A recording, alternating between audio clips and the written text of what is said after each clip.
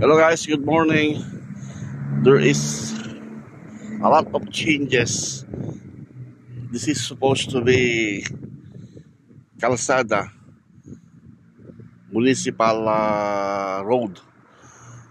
But look now, ginawa na nilang bike lane, walking lane, monopathy lane, pasyalan lane, mayroon pa exercise, ayan o, mga exercise. Hanggang doon yan, mahaba ito. Mayroon siyang basketballan dito. Nung una, isa lang na basketballan. Tapos basketballan, tapos mayroon ding soccer. Dito, mahabang kalsada ito eh. Malapad dito. Siguro mga 20 to 30 meters ang lapad nito siguro. Ewan ko, hindi ko ma-estimate. Siguro mga 30 to 40 ang lapad nitong plaza. Doon sa banda doon, meron ng basketballan, may soccer lane, dito sa gitna din dito, sa gilid, daanan, sa gilid. Tapos, yung maulit sila noong basketballan doon sa banda doon, malapit sa Supreme Court dito. Provincial Supreme Court. Mahaba ito eh, siguro mga 1 kilometro magit ito eh. Kasi hanggang sa kabilang barangay na ito eh. Dire-diretso ito hanggang sa kabilang barangay ito eh. So kung pagdugtugin mo, siguro hindi lang 5 kilometro ito. Baka 7 siguro, ganun, 7-6. Pagdugtugin mo hanggang doon sa dulo, hanggang sa kabilang barangay. Pero hanggang city lang tayo eh. Kasi nasa city kasi kami eh. Well, there's so many changes. Ganda lang oh. Mayroon ng mga ginawa lang ng mga exercise, mga bata. Dito sa Lagino, oh. Mayroon silang barang ganito, oh. Oh. Ginawa nila. Matagal na rin tapos ito, pero hindi na ako napapagawa eh. Hindi ako nakapag-video. Dito lahat sila, nagbabike, mga bata, matanda, biking lane, monopathy lane, pasyalan lane, yung mga nag-exercise na maglakad-lakad ka, papunta, pabalik, papunta, pabalik. Dito sila pupunta. Kasi ang road lane, ayun na lang, maiksi na lang yan. Siguro mga 2 meters na lang ang iniwan nila. 2 meters lang ang iniwan nila sa sa sa road lane. Tawag mo nito, municipal. Kasi maraming klase dito ng kalsada eh. May national, mayroong provincial, may super highway, mayroong autostrada kung tawagin na dito. Maraming klase ng ng kalsada. Yung autostrada, yun yung malalapad dyan. Hanggang doon, papunta na lang doon, hanggang UK na yan, hanggang England na yan. Magmula dito sa amin, doon sa dulo, Reggio Calabria, dire-diretso hanggang UK na yan. Hanggang UK. Palipat-lipat ka lang palipat-lipat ka lang ng autostrada. Malapad na kalsada yan. Yun ang autostrada. Ang national highway naman, yun yung mga connecting from province to, tawag mo to, province from region to the other region. Kapag from province naman, provincial road, kung tawagan nila. Yung mga masiskip na kalsada dito sa loob ng city, tinatawag nila ditong municipal road. So, maraming klase. So, maganda lang ngayon dito. Dito lahat mga bata. Kapag yung mga bata namin dito, laki yan dyan. Pag hindi nagsasoccer, nagbabasketball. Yung anak ko, nung nagbakasyon dito, lagi-lagi silang nagbabasketball. Kasama niya mga pinsan niya. Yun. Ayos.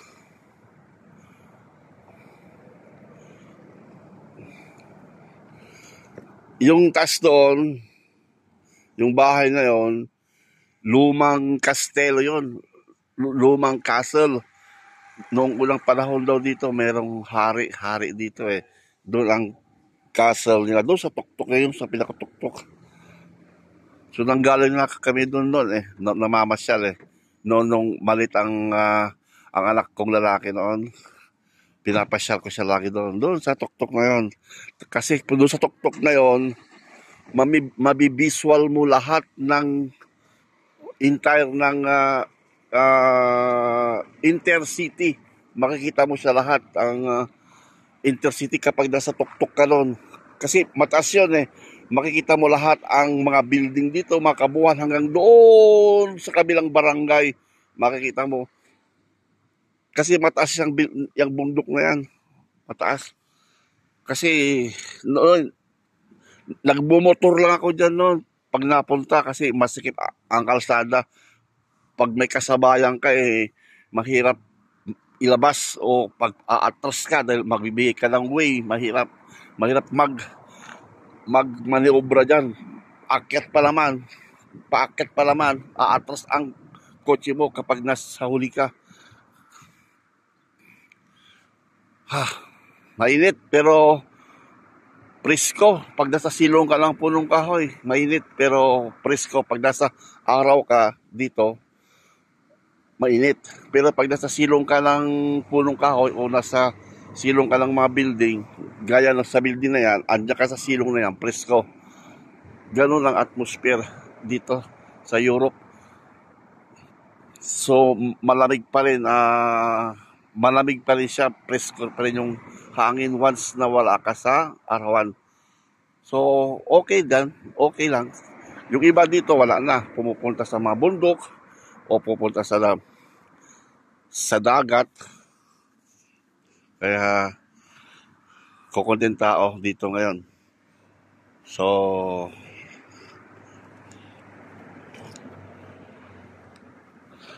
tignan mo, nag-i-exercise yung maitim mo. Ayun, yung maitim mo.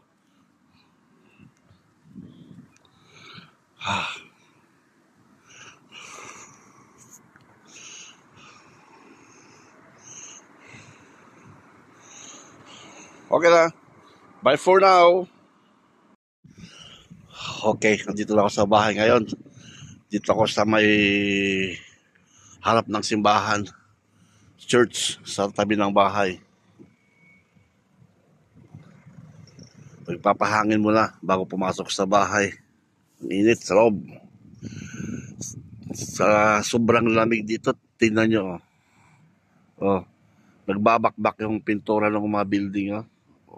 Nagbabakbak yung pintura yung mga simento. Ayun. Kahit din dito sa amin, nagbabakbak din. Sa sobrang lamig. Dahil sa tawag mo dito, nai-infiltrate ng lamig yung mga simento. Kaya minsan nagbabakbak. Tingnan mo. Mga gilid ng mga building. Karamihan sa mga building dito halos ganyan. Hindi naman lahat pero kasi yung iba ay mini-maintenance. Sa sobrang lamig talagang kahit din sa bahay, sa loob ng bahay, after 4.5 years, ngayon nagpintura ako, kaya pagod nga ako dahil pinipinturahan ko yung buong bahay namin. Tapos na ako, yung sala na lang at saka yung kwarto namin. Yung dalawang CR, okay na. Yung kwarto nung anak kong babae, okay na rin. Inayos ko na, pininturahan ko na rin. Tinapalan ko na, tinanggal ko na lahat yung mga butas-butas. Kasi mapintura talagang mga simento talagang umaangat sa sobrang lamig. Kaya binakbak ko lahat yung umangat na mga simento, tapos pinalitadahan ko ulit, tapos pininturahan ko. Pati yung kwarto ng anak kong lalaki, inayos ko na rin. So maayos na lahat. Yung sala na lang at saka yung kwarto namin. Pero okay na rin yung kwarto namin Pwede pa naman ayos pa, maganda pa lang pintura. At saka yung sala, ang mahirap kasi pag nagtatrabaho ng ganyan lahat ng gamit tatanggalin mo lahat ng mga gamit, Tapos, linisin mo na rin dahil andon ka na rin eh. Linisin mo yung gamit, tatagalin mo yung mga mesa, tatagalin mo lahat-lahat. Tanggal, kaya sa pagtatanggal pa lang ng gamit at pang-cover, abot ka na ng na maghapon, tapos magbabakbak ka pa ng pintura, yung mga nahuhulog, yung mga kasi yung mga iba talaga nahulog dahil sa sobrang lamig. Sobrang lamig, pinapasok talaga yung kaya nababakbak yung mga pintura. So, ayun, halimbawa kahit pa paano, tapos na rin ako. Ewan ko lang kung pasadahan ko na konti yung sala. Maraming gamit eh. Marami naman tatakpan. Ewan, titignan ko kung baka siguro papasadahan ko ng konti. Yung mini garden ko natutuyot na dahil sa sobrang init, hindi na nadidiligan. Kaya talaga silipin natin yung aking mini garden. Ayun nasa gilid siya ng kalsada. Ayun yung state police diyan, kapitbahay namin. Ito yung mini garden ko. Ayan. Sa gilid siya ng kalsada. Ayan.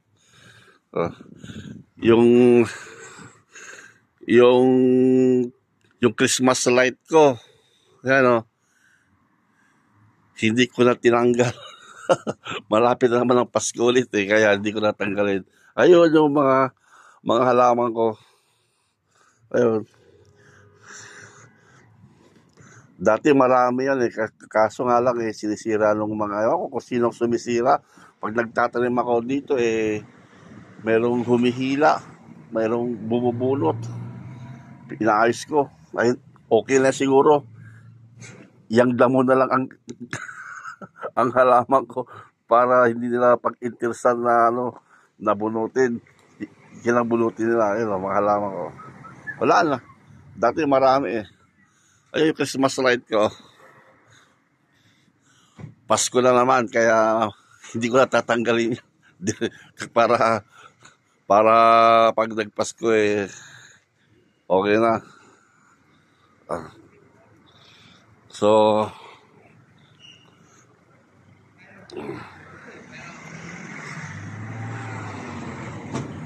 ilan ang tiyak? Bakit andito to? Ilan ang tiyak mo nitong sasakyan na to? Motor na to? Ba? 7,000 pa lang. Okay pa yan. Malakas pa yan.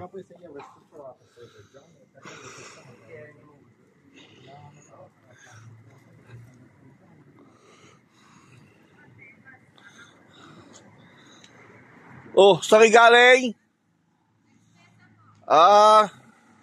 Ang lalaki na balak nyo Ang lalaki na ng mga anak nyo. Isa pang baby girl naman Baby girl, sabi sa papa, baby girl. Ciao. Diyan sila nakatira sa kapitbahay namin. Diyan ang bahay nila sa taas. Diyan. Kami dito.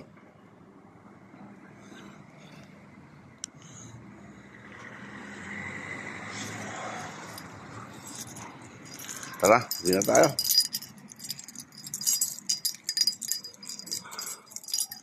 Aha! Susi. How to open. Open sesame. Aha.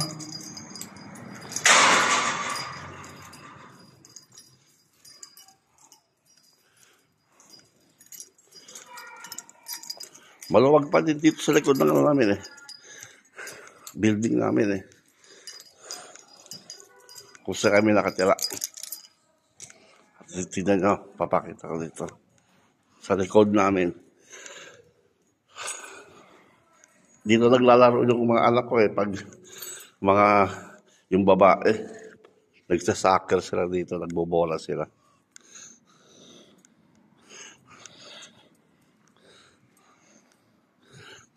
Mas okay dito kaysa sa labas. Dito, walang iba kundi sila-sila lang.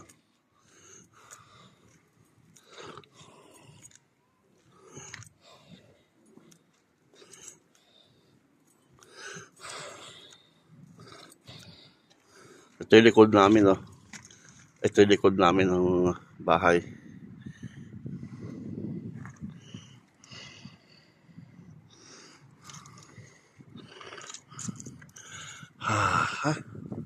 Yan, yung building namin, oh. Yan.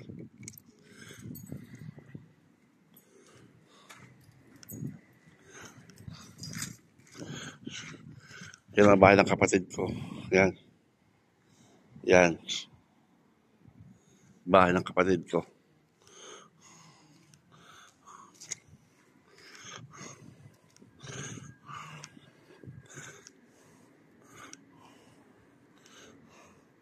Mayroon ng bunga yung ano niya, oh. May bunga na yung ano niya, oh. Yung prutas niya, oh. May bunga na. Yan ang kwarto ng pamangking kong lalaki. Yun, kwarto ng pamangking kong sa babae. Pero yung pamangking kong sa lalaki, wala dyan. Nasa Rome, kasama ang pamilya niya. Kapag umuwi sila dito, dyan sila natutulog sa kwarto nila.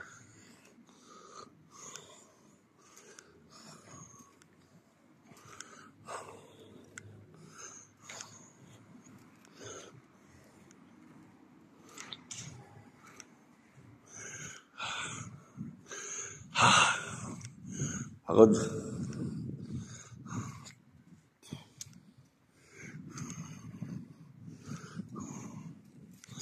Tapos ko dito eh. Dito sa gilid. Bukas naman tayo.